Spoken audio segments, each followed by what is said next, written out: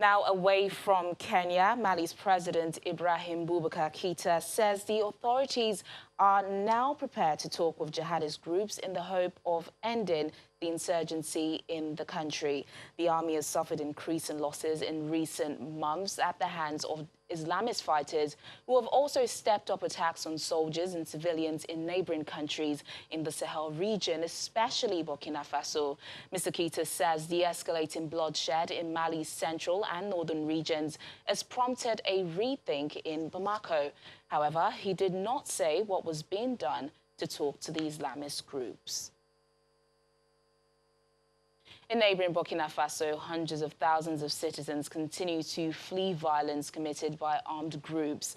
The West African country borders the Sahel region countries of Niger and Mali to the north, where militant groups, some linked to the Islamic State, have carried out attacks for years.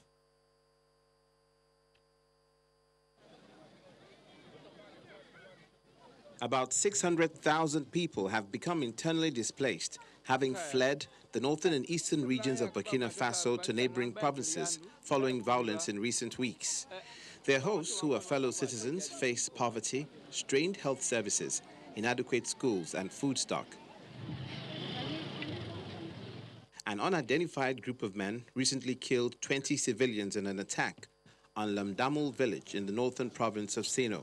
The attack came just a week after another one on a market in Soum province that left 39 people dead. For us, they are the same people. Those who come to steal, those who come to kill. It's the jihadists. Burkina Faso is a landlocked country in West Africa that borders the Sahel region countries of Niger and Mali to the north, where militant groups, some linked to Al-Qaeda and Islamic State, have carried out attacks for years. About 90% of internally displaced people from Burkina Faso live with host families. Aid agencies are providing shelter and basic relief items. During a tour of various countries in the Sahel region last week, UN High Commissioner for Refugees Filippo Grandi spoke with women and children who had seen their husbands, fathers, and sons murdered for refusing to fight alongside armed groups. I'm also shocked by the extent of the humanitarian need. So this is a humanitarian emergency of big proportion. The center-north province of the country is sheltering most of the displaced civilians.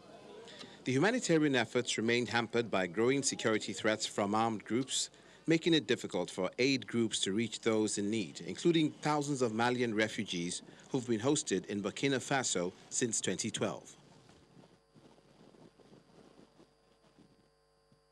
To the locust infestation in East Africa, the UN Food and Agricultural Organization says of its appeal for $76 million to combat the locust upsurge, only $21 million has been received so far. FAO's Director of Emergencies, Dominique Burgeon, says if the response is not met soon, there would be huge humanitarian needs. Also, FAO's Senior Locust Forecasting Officer, Keith Cressman, says locusts are the most dangerous migratory pest in the world, stressing that not taking action in time would have major consequences. So it means we have a huge gap. Unless this gap is filled like now in the coming days and very few weeks, not weeks with a big S, but with a small S, I mean, there will be huge humanitarian needs, and we may meet again when we are going to announce a huge increase in the number of people in acute food insecurity, and when we are going to this time ask for the whole package, including massive food assistance. So big risk. So we need to raise the flag. We need to make sure that countries respond at scale.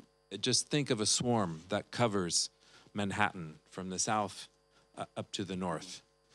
And this is just a medium-sized swarm. It's not really a big swarm for desert locusts. That swarm in one day can eat the same amount of food as the entire population of Kenya. That swarm in one day can eat the same amount of food as everybody here in the tri-state area, New Jersey, Pennsylvania, and New York. So the potential is tremendous.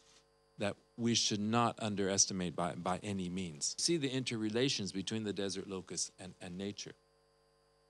These guys are professional survivorists. They've been doing this for eons. They've gone through climate change, and they've survived very well, probably better than we will. So the risk is now the Horn of Africa, but by summertime it could conceivably expand to northern Africa and to Southwest Asia. Let's head back to one of our main stories of the hour now. Sudan's rulers, as we mentioned before, are to hand over former President Omar al-Bashir to the International Criminal Court. Now, the former president faces charges of genocide, war crimes and crimes against humanity over the conflict that broke out in the country's Darfur region in 2003. We now have joining us Charles Adeogun Phillips. He's a former ICC persecutor. Thank you so much for joining us on the program, sir. You're welcome. So what do you make of this news of the hour that Sudan is to hand over Omar al-Bashir to the ICC? I think it's welcome news. It's a great victory for the ICC. As you know, the court has sought the surrender and transfer of President al-Bashir since 2007. And this will be seen as a victory for the court. Well, why do you think this is at this time, though? Because do you think Sudan has lost trust in the judicial system? No, I think it had to come to this stage. Basically, as you know, many of those who run Sudan today are in fact implicated in the charges against the former president al-Bashir. Their position, of course, would have become untenable at some stage. So it was bound to happen, in my view. Well, now that, you know, Sudan have decided to give him over to the ICC, how will this process go? Because in December, he was sentenced to 2 years in a social reform facility for corruption. He wasn't sentenced to jail because of his age. But how would this process now go with the ICC? Well, the process at the ICC is quite complicated and protracted. He will face trial. There will be challenges as to his indictment and the charges thereof. But the most important thing is for me to sound a word of caution. President al-Bashir is 76 years old. We don't want another Milosevic. I was part of the Milosevic trial when former President Milosevic actually died during his trial. So whatever the ICC does, they want to have a very speedy trial for President al-Bashir, and the easiest way to have a speedy trial is to have very lean indictments and very straightforward charges. If you expand the scope of your charges, the trial will go much longer, and we may end up losing him during trial, and you don't really want that. All right, then, so much to look forward to. And, you know, as this all goes ahead, we do hope it is speedy. Charles Adeogun Phillips, former ICC persecutor, thank you so much for joining us on Network Africa. Still to come on the program. Founder and director of South Africa's Ladysmith Black Mambazo, Joseph Shabalala, dies at age 78. That's in a moment. Stay with us.